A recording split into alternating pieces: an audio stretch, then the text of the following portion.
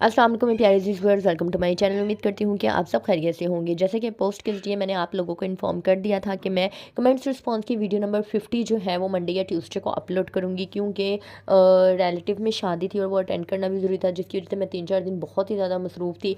अब सारी शादियाँ ख़त्म हो चुकी हुई हैं। इंशाल्लाह ताला आपको आपके कमेंट्स के रिस्पॉन्स अब टाइमली मिल जाया करेंगे। बगैर टाइम को ज़ाया कि ये वीडियो को शुरू करते हैं।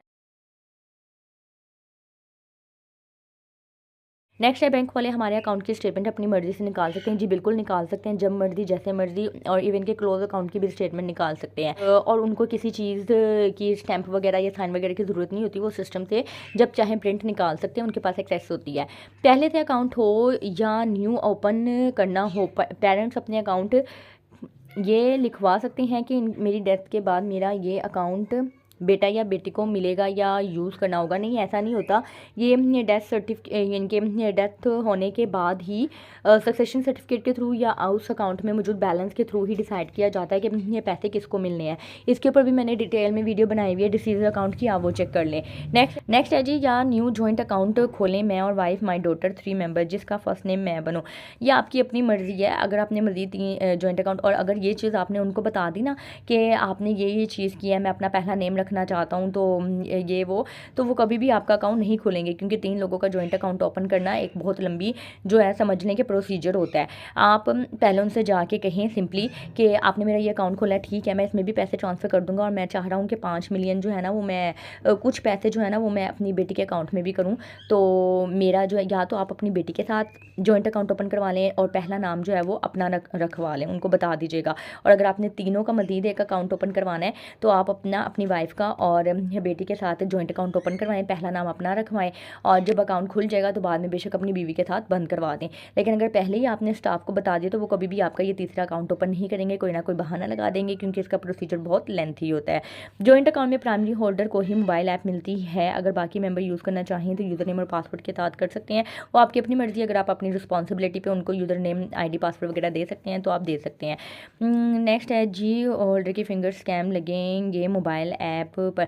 वो तो ज़ाहिर बात है ना कि देखें, जिसके मोबाइल में ऑन होगी तो उसके मोबाइल के ऊपर जिसके फिंगरप्रिंट होंगे तो उसी के साथ ओपन होगी ना, नहीं तो यूज़र ID और पासवर्ड से आप ओपन कर सकते हैं। नेक्स्ट है जी, नहीं, न्यू बैंक स्टाफ काफ़ी टाइम से है, शायद अब तो इन स्टाफ का ट्रांसफ़र होने वाला है। अच्छा, ये उसी चीज़ के ऊपर इन्होंने कमेंट किया हुआ है।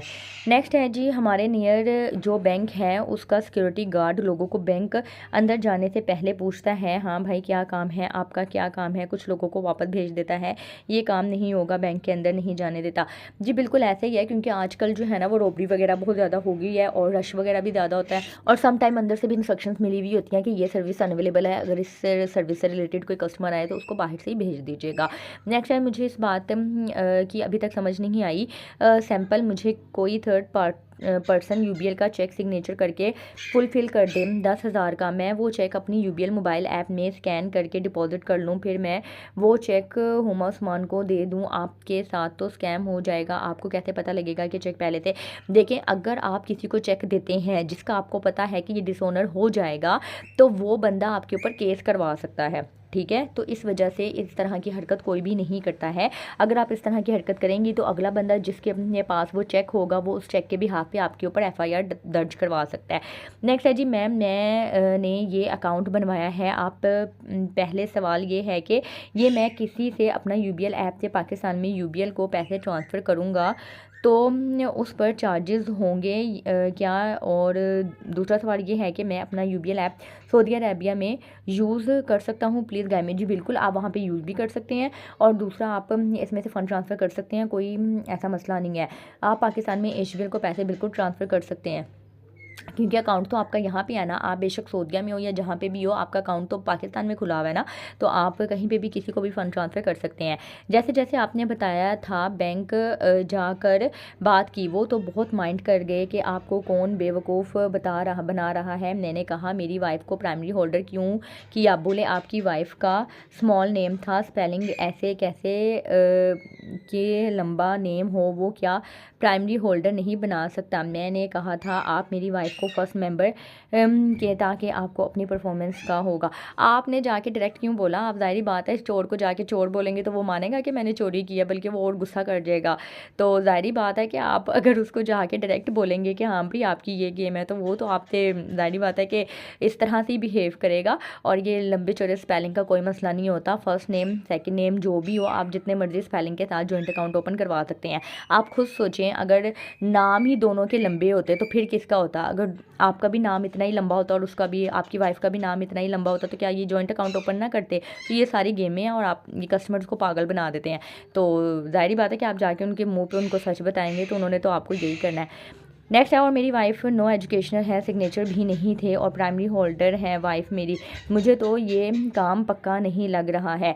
इसी वजह से मैं आपको कह रही हूँ कि ऑपरेशन इंस्ट्रक्शंस आप खुद ले लें, क्योंकि अगर आपकी वाइफ थंब इम्प्रेशन लगाती है, अगर आप उसको ऑपरेशन इंस्ट्रक्शंस में लेंगे कि उसके साइन के साथ ही चेक पास हो, तो फिर आपको हर दफ़ा अपनी वाइफ को ही साथ लेके जाना पड़ेगा, क्योंकि जो थंब इम्प्रेशन लगाता है उसका फिजिकली ब्रांच में अवेलेबल होना चेक विड्रॉ के वक्त ज़रूरी होता है। नेक्स्ट है जी, बैंक वाले बोलते आपको इससे क्या प्राइमरी होल्डर वाइफ हैं तो आपको एसएमएस ना आए, आपका एटीएम चेकबुक पर नाम ना हो, फिर कहाँ प्लीज़ प्लीज़ कुछ बताओ, मुझे कुछ समझ नहीं आ रही। 10 मिलियन है।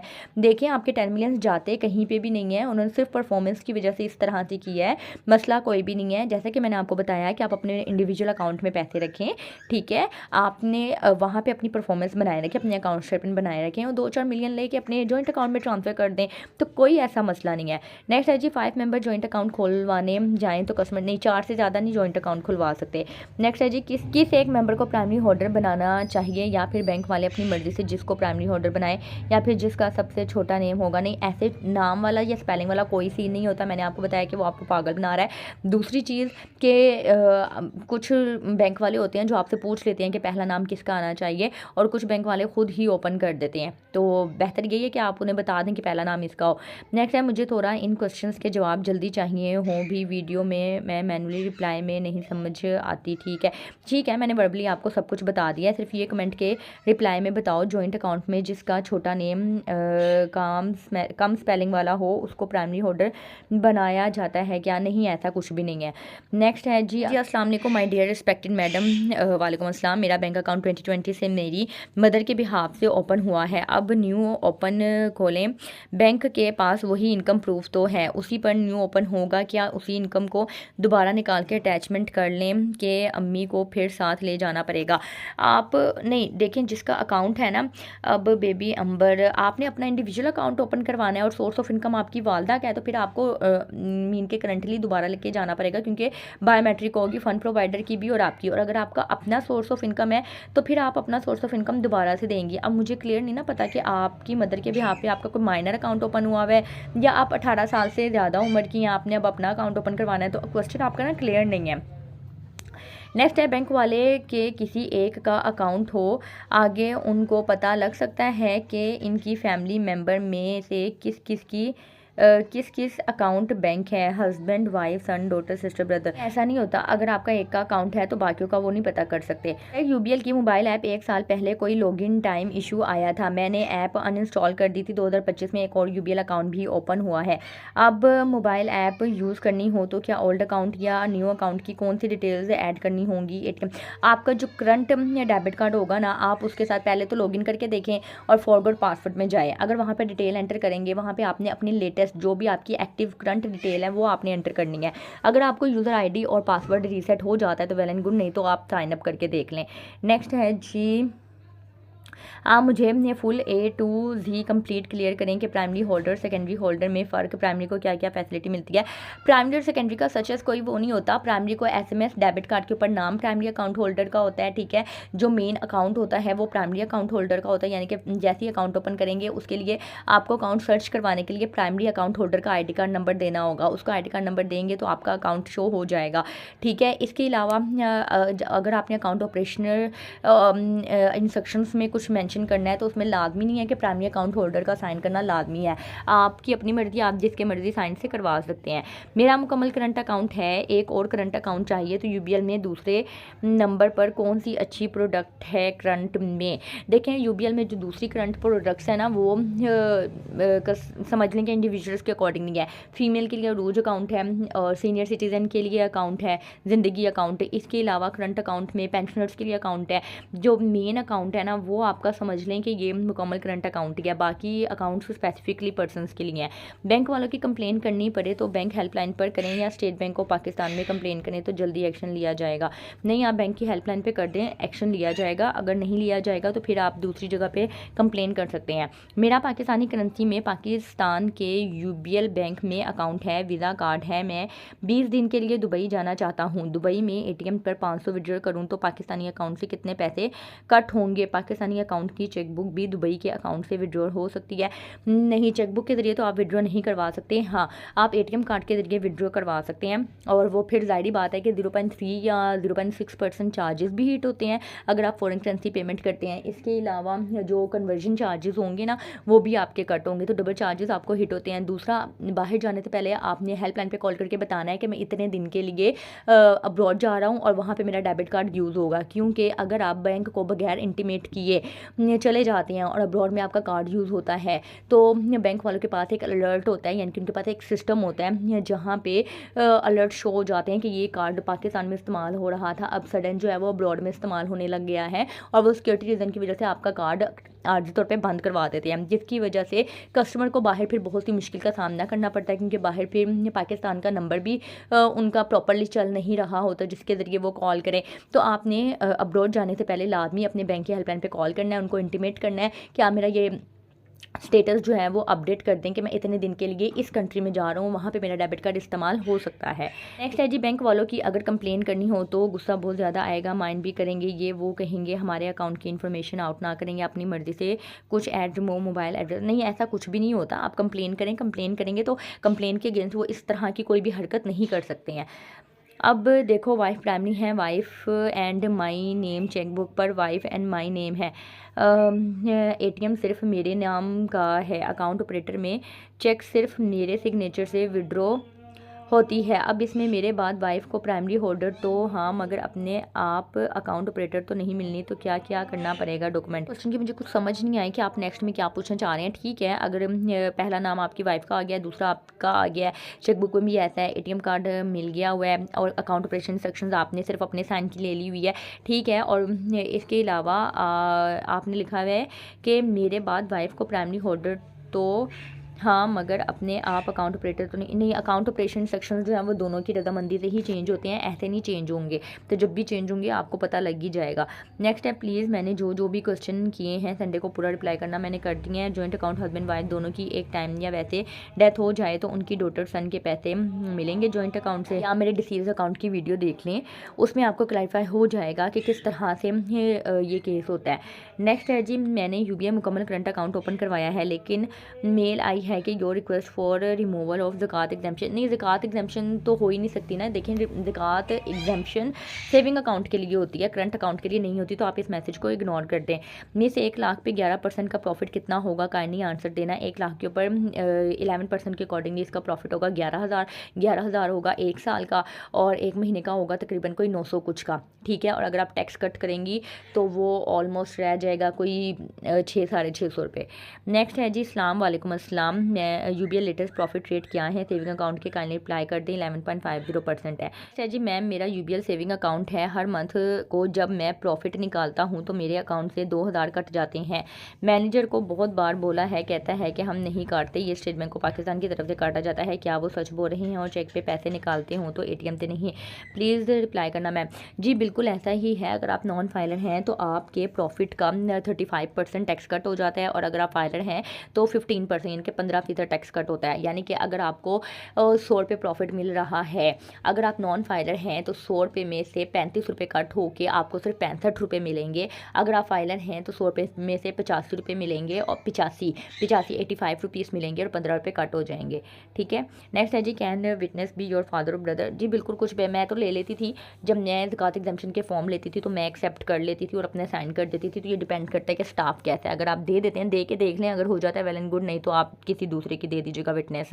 ये जो यूबीएल की यूबीएल रुपी करंट अकाउंट है, UBL business partner plus account, इनके बारे में बताओ, मैं अलग से वीडियो बना दूंगी। ठीक है। यूबीएल का रुपी करंट अकाउंट नॉर्मली एक करंट अकाउंट है और उसके फीचर्स वगैरह जो हैं उसके ऊपर भी मैं वीडियो बना दूंगी। नेक्स्ट है, मेरे फ्रेंड ने यूबीएल सेविंग अकाउंट से मुकम्मल करंट अकाउंट में प्रोडक्ट चेंज करा ली है, 25,000 से ज़्यादा हर टाइम अवेलेबल होगा। अब उसको मुकम्मल करंट वाली सारी फैसिलिटी मिलेंगी, फ्री सर्विसेज। क्या ये जो डायरेक्ट फर्स्ट टाइम मुकम्मल करंट अकाउंट ओपन करेंगे उसको, देखें अगर आप कह रहे हैं कि उसने प्रोडक्ट चेंज करवा लिया है, सेविंग से करंट में करवा लिया है, तो मेरा नहीं कि पता नहीं अब आपने उसी को ही चेंज करवाया है या नया अकाउंट खुलवाया है। अगर उसने उसको सेविंग अकाउंट को मुकम्मल करंट अकाउंट में कन्वर्ट कर दिया तो जाहिर बात है, अगर उसने एक प्रोडक्ट का नाम दिया है मुकम्मल करंट अकाउंट का, तो उसको फैसिलिटी भी मिलेंगी।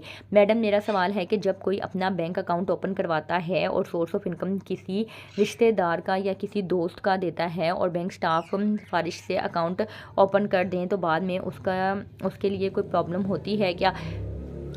सोर्स ऑफ इनकम रिश्तेदारों का तो हो ही नहीं सकता। सोर्स ऑफ इनकम आपके सिर्फ और सिर्फ बाप का, माँ का, बहन का, भाई का और स्पाउसेस का, इनका हो सकता है। इसके अलावा तो आप अपने दोस्त या दूर के रिश्तेदारों का सोर्स ऑफ इनकम दे ही नहीं सकते, यानी कि उनके सोर्स ऑफ इनकम के भाव पे अपना अकाउंट नहीं ओपन करवा सकते। अब मेरा नहीं ख्याल कि आपने किस सेंस में, कहाँ पे, कैसे अकाउंट ओपन करवाया है। तो अगर कोई बड़ा केस होगा तो हो भी सकता है कि उसको मसला हो। अगर कोई एक बैंक में सोर्स ऑफ इनकम और दे और दूसरा बैंक में अकाउंट ओपन करवाए और सोर्स ऑफ इनकम और दें, तो उसके लिए कोई प्रॉब्लम हो सकती है? नहीं, बिल्कुल भी नहीं। आप जहाँ पे जो चाहे सोर्स ऑफ इनकम दे सकते हैं।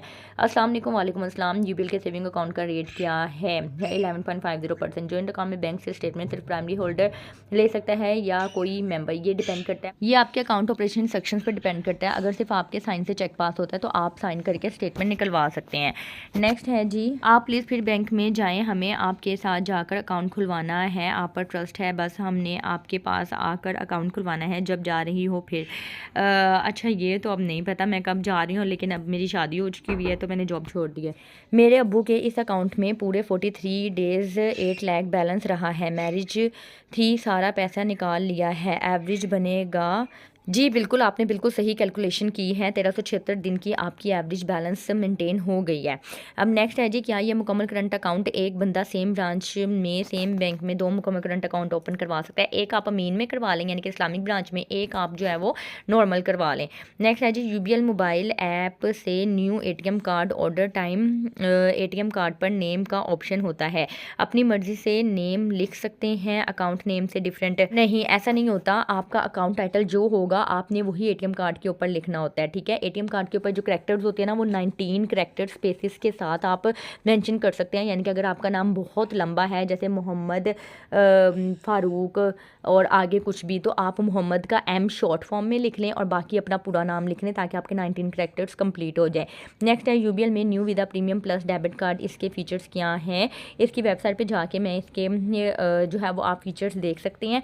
ठीक है। अगर मुझे मौका मिला तो मैं वहाँ से भी चेक करके आपको कॉपी पेस्ट कर दूंगी यहाँ पे। नेक्स्ट है जी, इस्लाम में वालेकुम अस्सलाम, please suggest any best Islamic saving account of any bank, Meezan bank में खुलवा लें। नेक्स्ट है, अस्सलाम वालेकुम। वालेकुम अस्सलाम। सिस्टर, मेरा यूबीएल बैंक में आसान करंट अकाउंट है, तो क्या मैं इसे मुकम्मल करंट अकाउंट में कन्वर्ट करवा सकता हूँ? जी बिल्कुल, आप करवा सकते हैं, या फिर आसान करंट अकाउंट को क्लोज करवा कर फिर मुकम्मल, वैसे बेहतर यही है कि आप बंद करवा के न्यू ओपन करवा लें। अगर आपने कन्वर्ट करवाना है तो वो भी करवा सकते हैं। मैंने ये ओपन किया है, लेकिन पता नहीं मिस्टेक से मेरा UBL business partner plus account open किया है। अब बिजनेस पार्टनर प्लस अकाउंट है, मेरी 5-10 हज़ार डिपॉजिट या विड्रॉ है, 5-10 हज़ार की वजह से बिजनेस पार्टनर प्लस अकाउंट है, कोई प्रॉब्लम तो नहीं होगी? मुझे ना बिजनेस पार्टनर प्लस अकाउंट का मैंने अभी फीचर्स वगैरह देखे नहीं है, मैं देख के ही आपको रिस्पॉन्स करूँगी या कोशिश करूँगी उसके ऊपर वीडियो बना दूँ। मैंने कहा था मेरा फ्रेंड अपने बैंक अकाउंट सेल कर रहा है, स्टेटमेंट भी अच्छी है, ओल्ड अकाउंट भी है, आप मेरे से परचेज़ कर लो, मैं आपके नाम पर ओनरशिप ट्रांसफ़र करा दूँगा। बोला चेकबुक एटीएम से होगा, 12,000 में परचेज़ कर लूँ क्या? नहीं, ऐसा बिल्कुल भी नहीं है और ना ही ऐसा हो सकता है। आप किसी का बैंक अकाउंट परचेज़ नहीं कर सकते हैं, वो आपको पागल बना रहा है। बैंक वालों को इससे क्या क्या बेनिफिट होता है, अपने आप को अकाउंट टैक्स का या ज़्यादा से ज़्यादा करंट अकाउंट का जिस स्टाफ के नेम, इससे ये फ़ायदा होता है कि उनकी परफॉर्मेंस अच्छी होती है, उनके जो इंक्रीमेंट है यानी कि साल के बाद जो उनकी सैलरी बढ़नी होती है वो ज़्यादा बढ़ती है, उनको बोनसेस मिलते हैं। आपके हिसाब से मेरा एवरेज कोई 10 मिलियन का कस्टमर्स का करंट अकाउंट है, ये जो सिर्फ स्टाफ को टैग होगा उसको कितना फ़ायदा होगा, कितनी सैलरी के साथ बोनस होगा। अगर 10 मिलियन के साथ है तो ज़ाहिर बात है कि उसको बहुत ज़्यादा फ़ायदा नहीं, यानी कि 10 मिलियन बैंक उसकी ये डिपेंड करता है कि उसकी जो है वो टारगेट्स कितने हैं। अगर उसका टारगेट अचीव हो जाता है तो फिर उसको छोटे छोटे कस्टमर्स लेने की ज़रूरत नहीं पड़ती, उसकी सरदर्दी कम हो जाती है। बैंक वालों के हम कंप्लेन करें तो ऑफिस में बैंक को कोई ईमेल रिसीव होती है कंप्लेन की या कॉल आएगी, बाय नेम कंप्लेन करें या क्या होगा? अगर आप कंप्लेन करते हैं तो बिल्कुल बैंक वालों के पास यानी कि जिस ब्रांच की आपने कंप्लेन की होती है उस ब्रांच में कंप्लेन आ जाती है, डिपार्टमेंट उसको भेजता है, फिर ब्रांच वाले जो है उस बंदे से बात करते हैं कि ये क्यों आपके नाम पे कंप्लेन हुई है। ठीक है, फिर नहीं आपको बुला के बेइज्जती नहीं करेंगे, बल्कि जब तक आप उनको सेटिस्फाई नहीं करेंगे वो लोग कस्टमर को, वो कंप्लेन बंद नहीं होगी। वो आपको कर्टेसी कॉल करेंगे, आपको बुलाएंगे, आपसे माफ़ी मांगेंगे, आपके इशू रिजॉल्व करेंगे और कंप्लेन को क्लोज करवाएंगे।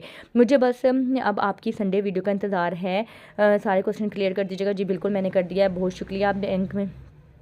बैंक में सबकी अपनी अपनी आईडी पासवर्ड होता है जिससे कंप्यूटर को लॉगिन करते हैं। बैंक वाले फिर घर के लैपटॉप या कंप्यूटर से लॉगिन होकर काम करते होंगे। आप घर में अपनी पासवर्ड से लॉगिन हो सकती हैं? नहीं, बिल्कुल ऐसा नहीं है। अगर तो बहुत बड़ा स्टाफ है यानी कि कोई सीनियर स्टाफ मेंबर है तो वो उसको काम करने के लिए ऑफिशियली लैपटॉप दिया जाता है। और ये जो डोमेन्स होती हैं आप हर जगह ओपन नहीं कर सकते हैं, ये जब तक बैंक वालों का IT सिस्टम आपके लैपटॉप या जो लैपटॉप आप इस्तेमाल कर रहे हैं उसमें एक्सेस नहीं देगा, आप घर में बैठ के वो सॉफ्टवेयर या वो डाटा वगैरह ओपन नहीं कर सकते हैं जब तक बैंक आपको एक्सेस नहीं देगा। तो ये इस चीज़ के लिए हर छोटा मोटा बंदा या छोटा मोटा स्टाफ जो है वो नहीं कर सकता, इसके लिए एक्सेस लेनी पड़ती है। मेरी सिस्टर का सोर्स ऑफ इनकम नहीं मिल रहा, सिस्टर का अकाउंट में 9 लाख है, 9 की स्टेटमेंट चल सकती है सोर्स ऑफ इनकम पर। हाँ, आप इस स्टेटमेंट को दिखा के सेविंग पर्पज़ के लिए मदीद का अकाउंट ओपन करवा सकती हैं, सेविंग अकाउंट है ये। कहीं से 100% कन्फर्म करके बताएं, UBL पे पाक ATM कार्ड से एक दिन में 20-20 हज़ार करके। अच्छा, इसकी लिमिट मैं देख के आपको ना कमेंट रिस्पॉन्स में बता दूंगी। ये बैंकिंग इंटरनेट होता है या मोबाइल ऐप है यूज़ करना होता है? मोबाइल ऐप यूज़ करनी चाहिए। अच्छा, ये उन्होंने पूछा इंटरनेट बैंकिंग या मोबाइल ऐप यूज़ करनी चाहिए? जी बिल्कुल यूज़ करनी चाहिए, ताकि घर बैठे आप 90% सर्विसेज को अवेल कर सकते हैं। मेरे कज़न को वीज़ा के लिए स्टेटमेंट की ज़रूरत है, हमारे सेम बैंक में अकाउंट है, मोबाइल ऐप से क्या 2 मिलियन वो मुझे भेजे फिर मैं वापस, फिर मुझे भेजे फिर मैं वापस? नहीं, ऐसे स्टेटमेंट तो मेरा नहीं ख्याल कि ही चलेगी, क्योंकि वो पता लग जाएगा। आपने डिफरेंट ट्रांजेक्शन्स करनी होती है डिफरेंट अमाउंट्स की ऊपर नीचे करके, और कैश डिपॉजिट ज़्यादा शो होता है कि कैश डिपॉजिट हो रहा है। आप उससे विड्रॉ करवा लें, विड्रॉ करवा के अपने अकाउंट में कैश डिपॉजिट करवाएं, वो ज़्यादा शो होगा। और अगर आपने ट्रांसफ़र करवाना भी है तो कुछ वक्फों से डिफरेंट अमाउंट ट्रांसफ़र करवाएं, कभी 50,000, कभी 1 लाख, कभी कुछ, और 3-4 लोगों से करवाएं ताकि ये कस्टमर शो हो। ऐसा तो नहीं ना है कि पूरे बिजनेस का एक ही कस्टमर है जिससे आप मीन के ये पैसे ट्रांसफ़र करवा रहे हैं। तो कहते हैं ना, नकल के लिए अकल की भी ज़रूरत होती है, तो उस तरीके से आपने स्टेटमेंट बनानी है। नेक्स्ट है जी, बैंक में अकाउंट ओपन के लिए जो भी इनकम प्रूफ देते हैं किसी भी जगह का, तो private school, private college, government school, hospital, कोई भी डिपार्टमेंट, ये इन्वेस्टिगेशन करने का काम सिर्फ बैंक का होता है या हेड ऑफिस? ये डिपेंड करता है कि बिज़नेस कितना बड़ा है। अगर बहुत बड़ा है या हाई लेवल का है तो हो सकता है कि एरिया मैनेजर भी विजिट कर ले, फिर नहीं तो नॉर्मल है तो फिर ब्रांच मैनेजर या फिर रिलेशनशिप मैनेजर विजिट करके इन्वेस्टिगेट कर लेता है।